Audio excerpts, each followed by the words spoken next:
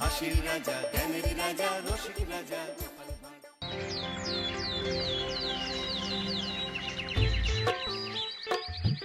আহা কি আনন্দ, আহা কি আনন্দ, আকাশে সূর্য নিচে মাটি। আহা কি আনন্দ, আহা কি আনন্দ, আহা কি আনন্দ। আরে ও গোপাল দাদা, গোপাল দাদা, এই সকাল সকাল কি আবার পিছু ডাকলো? আরে আমি গো আমি। আমি তো আমি নামে কাউকে চিনি না। আর তুমি একটু পেছন ফিরে তাকাও তো। আমি তো সামনে যাচ্ছি, পেছনে তাকাবো কেন? ঠিক আছে, তাহলে আমি তোমার সামনে আসছি। আরে দৌড়াচ্ছ কেন? হ্যাঁ, আরে দাঁড়াও দাঁড়াও বলছি, দাঁড়াও, নইলে কিন্তু আমি মহারাজের কাছে যাব। হ্যাঁ, ও ভোলা তুমি? আরে আগে বলবে তো, আমি করছিলে কেন?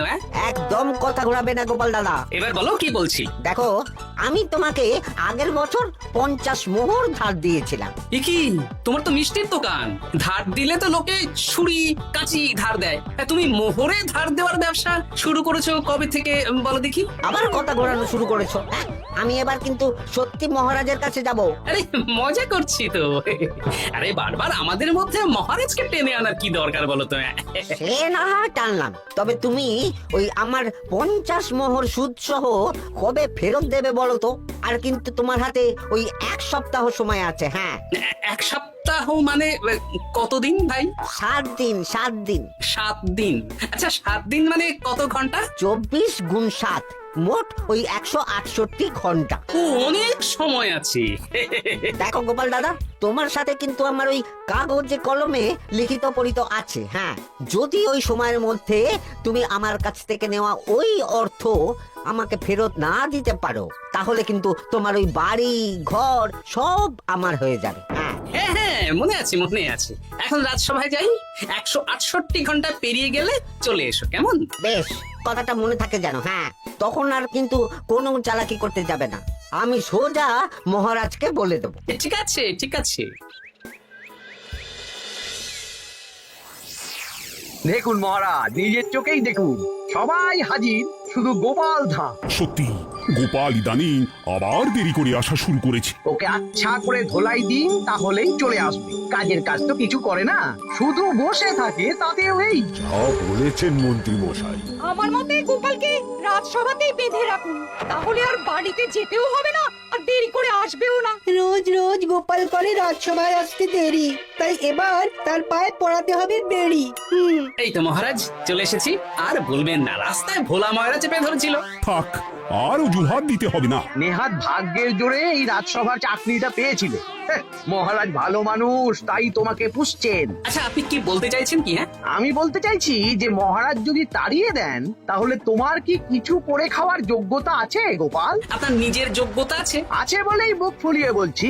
হ্যাঁ, মন্ত্রী এটা একটা ভালো প্রসঙ্গ তুলেছে। আমার রাজসভার সকল সভাসদদের বলছি, যদি কোনো কারণে তোমাদের চাকরি চলে যায়, তাহলে তোমরা কি করবে একবার ভেবে দেখেছো? না মহারাজ, ভাবনাটা আমি সঠিক সময় কাজে লাগাই, ওই অকারণে ভেবে মাথা খারাপ করতে চাই না। হ্যাঁ, আহা, রাজসভার চাকরিটা তো তোমাদের পেশা। এই পেশার বাইরে তোমরা কে কি করতে পারবে? দেখুন মহারাজ, আমি তো ভেবেই দেখেছি যে যদি রাজসভার চাকরি না থাকতো, তাহলে আমি ব্যবসা করতাম। আমি মহারাজ যদি বিজ্ঞানী না হতাম, তাহলে শিক্ষা দান করতাম। আমি তো ছবি আঁকতাম, কলম না থাকলে আমি তুলি ধরবো। আমি কামারশালায় কাজ করতাম। আমার তো ছোটবেলায় মূর্তি বানানোর শখ ছিল, আমি মৃৎশিল্পের কাজ করতাম। কি গোপাল, এবার তুমি বলো। সবাই তো কিছু না কিছু বিকল্প ভাবনা চিন্তা করে রেখেছে। দেখুন মহারাজ, অনেক ভেবে দেখলাম আমার কাজ তো ভাড়ামো, তাই আমি লোক হাসিয়েই পয়সা রোজগার করব। আর বিশেষ কোনো গুণ তো আমার মধ্যে খুঁজে পাচ্ছি না মহারাজ। বেশ, আমি একটা ছোট্ট পরীক্ষা নেব। আজকের পর থেকে আগামী 7 দিন, আর এই 7 দিন তোমরা তোমাদের যা মন চায় সেটা করে রোজগার করবে। আমি তো খেতে ভালোবাসি। তাহলে খাবে। গোপাল হয় মুখ খুলে থাকে, নইলে চোখ বন্ধ করে। ও শুধু দুটো কাজই ভালো করতে পারে।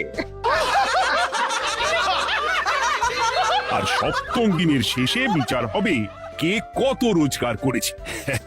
যার রোজগার সবচেয়ে বেশি হবে তাকে আমি দেব 100 মোহর উপহার। আর মহারাজ যে সবচেয়ে কম রোজগার করবে তার বেতন থেকে আগামী 10 মাস 10 মোহর করে কাটা হবে। কি রাজি তো? হ্যাঁ, রাজি রাজি। আমি জানি যে গোপাল ফুটো করিও রোজগার করতে পারবে না, তাই গোপালই হারবে। বেশ, আর যদি অন্য কেউ হারে? তাহলে আমি নিজের বেতন থেকে তাকে আগামী 10 মাস 10 মোহর করে দেব। ব্যাস, এবার তোমরা কাজে লেগে পড়ো।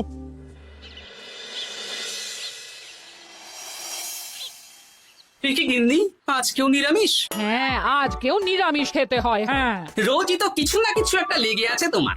আমাদের পুরো শরীরটাই তো আমিষ। হ্যাঁ, তাহলে আমিষ খেতে বাধা কিসের বলো দেখি? বেশি তর্ক করতে হবে না বাপু। তা তোমাকে ডিম বানিয়ে দেবো। হ্যাঁ, না, আমি মানুষই ঠিক আছে গিন্নি। আরে তোমাকে ডিম বানাবো বলেছি নাকি? আমি বললাম তোমার জন্য ডিম বানিয়ে দেবো। জন্যটা তো বলনি তখন। আরে তাড়াতাড়ি দাও, তাড়াতাড়ি দাও।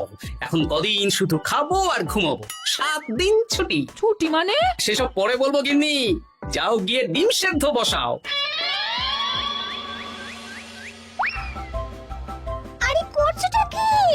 বাড়িতে যা মোহর আছে সব তুলে কোথায় নিয়ে যাচ্ছো? আড়ত বাজারে। কেন কেন? তুমি আড়তে গিয়ে কি করবে? আড়তটাই কিনে নেব। কেন? তাহলে খোলা বাজারের সব ব্যবসায়ী আমার কাছে আসতে বাধ্য হবে, আর আমি ভালো মুনাফা রেখে সব বিক্রি করব। এ কি? রাজবাড়ি সুখে চাকরি ছেড়ে দিলে নাকি? না না না, এখন 1 সপ্তাহ ব্যবসা করে মহারাজের কাছে আমার যোগ্যতা প্রমাণ করব। সব পরে বুঝিয়ে বলবো। হ্যাঁ, আমি আপনাকে সব শিখিয়ে দেব। তাহলে ভাই ওই আগামীকাল সকাল থেকে কাজে লেগে পড়বো, কেমন? তাহলে বুঝতে পারলেন তো যে কি করতে হবে? হ্যাঁ হ্যাঁ জমিদার মশাই, কবিতা লেখা যেমন আমার পেশা, তেমনি চিত্রশিল্প আমার নেশা। তাহলে তো আর কোনো চিন্তাই নেই। আশা করি খুব সুন্দর ছবি আঁকবেন। আপনি 1 সপ্তাহ পর এই মন্দির চিনতেই পারবেন না। এই নিন আপনার জন্য 50 মোহর অগ্রিম। মন্দিরের চিত্রকলা শেষ হয়ে গেলে আরো 50 মোহর দেব, ঠিক আছে? বেশ।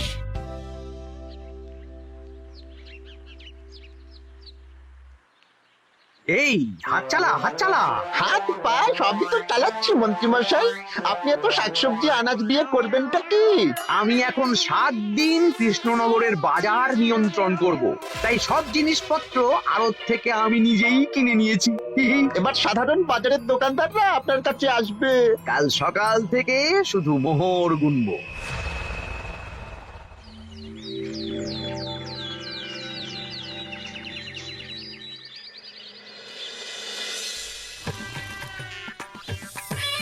আরে এত বেলা হয়ে গেল, আর কত পড়ে পড়ে তুমি ঘুমোবে? এত লম্বা ছুটি পেয়েছি, এখন তো বিশ্রাম নিতেই হবে গিন্নি। কিন্তু পুকুর ঘাটে গিয়ে তো আমি অন্য কথা শুনলাম।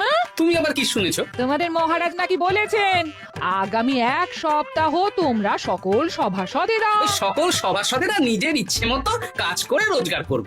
আমার কাজ তো ভাড়ামো করা, তাই ভাড়ামোর সুযোগ এলে সেটাই করব। কিন্তু যদি সুযোগ না আসে, তাছাড়া যার রোজগার সবচেয়ে কম হবে তার তো বেতন থেকে 100 মোহর কাটা হবে গো। এই খবর পেয়ে গেছো? বাবা, পুকুর ঘাট না পরনিন্দা পরচর্চা কেন্দ্র? হ্যাঁ, ওসব বাজে কথা বাদ দিয়ে কোনো কাজ শুরু করো, কাজ শুরু করো। এরকম গা এলিয়ে শুয়ে থাকলে ভগবান এসে তোমাকে পয়সা দিয়ে যাবে না গো। গোপাল দাদা, ও গোপাল দাদা, বলছি গোপাল দাদা, কি খবর গো? এই তো গতকাল তোমার সাথে কথা হলো, আজ একেবারে বাড়িতেই চলে এসেছো। তোমার যা হালচাল তাতে তো মনে হচ্ছে ওই কদিন পরে বাড়িটা আমারই হবে। আর সেই আশাতেই বসে থাকতো। এই ভোলা ময়রা এসেছে কেন গো? এসব কি বলছে? মা ঠাকুরুন, আপনার কাছে আর কি লুকাবো? বহুদিন আগে গোপাল দাদা আমার কাছে 50 মোহর ধার নিয়েছিল। সেই ধারের থেকে 5 মোহর এখনো আমাকে শোধ করেন। সে কি? হ্যাঁ, শর্ত অনুযায়ী অনুযায়ী যদি গোপাল দাদা আগামী ওই 6 দিনের মধ্যে ধার না শোধ করতে পারে তাহলে এই বাড়ি আমার হয়ে যাবে। তুমি আমাকে এত বড় কথা লুকিয়ে রেখেছো, হ্যাঁ? না আমি বলবো বলবো করে বলা হয়ে ওঠেনি আর কি। এবার আপনি দেখুন গিন্নিমা কি করবেন, ভিটে মাটি ছেড়ে কোথায় গিয়ে উঠবেন দেখুন।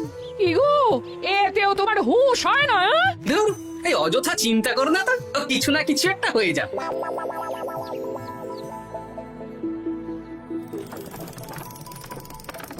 বাবা পণ্ডিত মশাই, আপনি তো এর মধ্যেই কাজ শিখে গেছেন।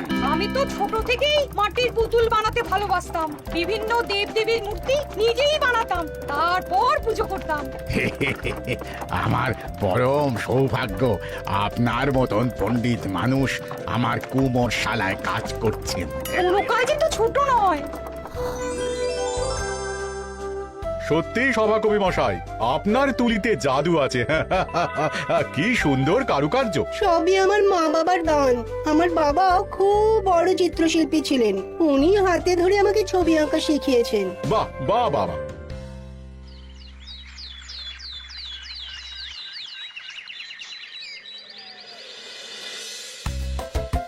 এই যে পুটি, আজকে তো একটা মজার জিনিস শেখাবো। কি জিনিস? নয়ের নামটা তো তোরা পড়েছিস? হ্যাঁ। বল তো।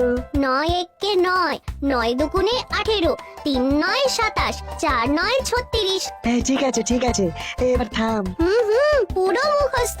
সে তো বুঝতেই পারছি, এবার মজার জিনিসটা দেখ। 9 কে 9, 9 দুগুণে 18, 18 মানে কি? 1 10 8। হ্যাঁ, এবার 1-এর সাথে 8 যোগ কর, কত হয়? 9 3 9 কত? 27। 2-এর সাথে 7 যোগ করলে কত হয়? 9 36-এর 3-এর সঙ্গে 6 জুড়লে 9। আরে বাস, দারুণ তো। হ্যাঁ হ্যাঁ, সত্যি বিজ্ঞানী মশাই, আপনি কি সুন্দরভাবে পড়া বোঝান। এটা তো আমার নেশা।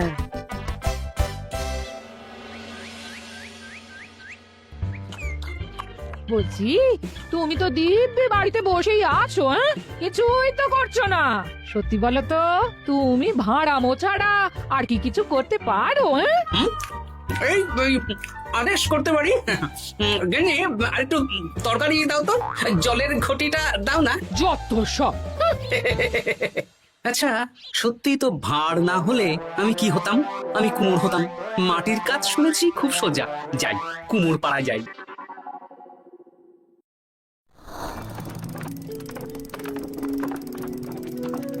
আমার কি সৌভাগ্য, রাজসভার দুজন সভাসদ আমার সঙ্গে কাজ করছে। আচ্ছা, এইভাবে ঘোরাবো? এই যা, হলো না হলো না। এটা কি মুড়ির মোয়া নাকি? দাও, আমাকে করতে দাও, তুমি অন্য কিছু করো।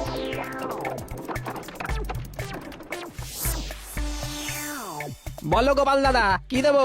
মুড়ির মোয়া, তিলের নাড়ু? আমি কিনবো না গো, বানাবো। হ্যাঁ, কি বানাবে? ওই মুড়ির মোয়া। কদিনের জন্য আমার একটা কাজ দরকার, বুঝলে?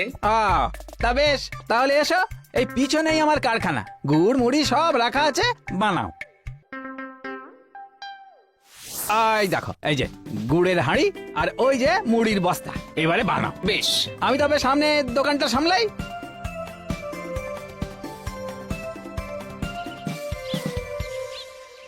এ কিসের আওয়াজ হলো?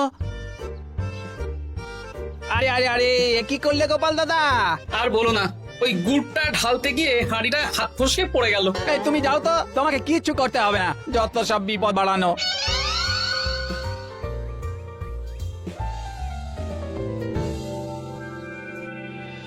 তোমার দ্বারা কিছুই হবে না, হ্যাঁ? সত্যি তো, আমার দ্বারা যে কিছুই হবে না গিন্নি। তাহলে তুমি করবেটা কি? এমন করে বলো না গিন্নি, সবারই খারাপ সময় যায়। আর খারাপ ভালো, যে সামান্য মুড়ির মোয়া বানাতে পারে না তার মুখে এসব মানায় না, মানায় না।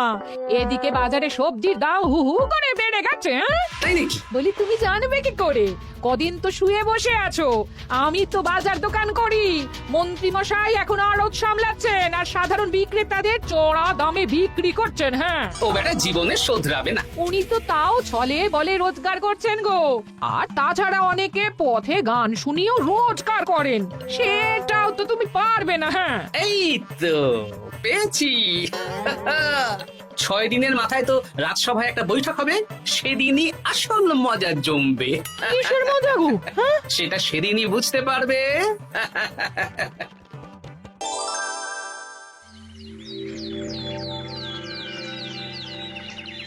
তারপর বলো, আজ তো ষষ্ঠ দিন, আজ অবধি তোমরা কে কত কত রোজগার করেছো? মহারাজ, আমি এখনো অবধি 200 মোহর। বাহ বাহ বাহ, আমি মহারাজ 15 মোহর। হ্যাঁ, আমি 5 মোহর।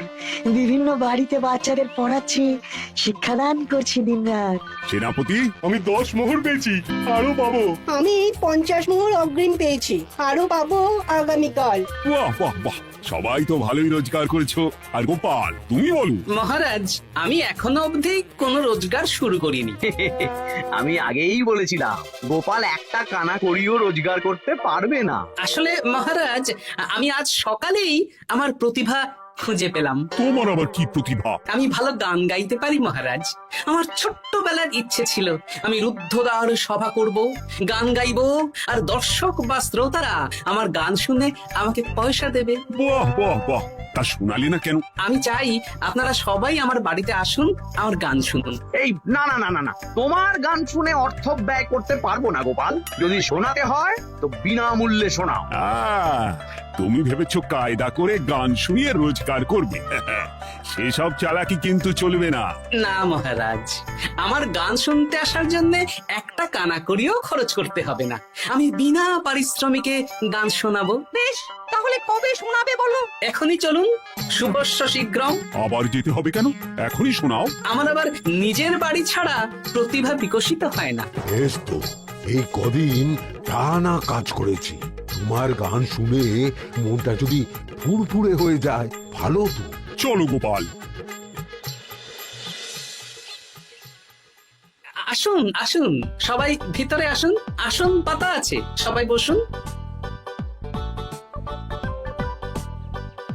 নাও, এবার গান শুরু করো। দাঁড়ান মহারাজ, আমার গান আমি বাইরের লোককে শোনাতে চাই না।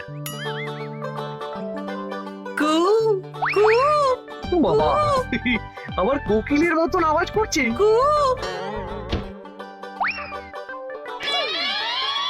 নাও নাও, শুরু করো।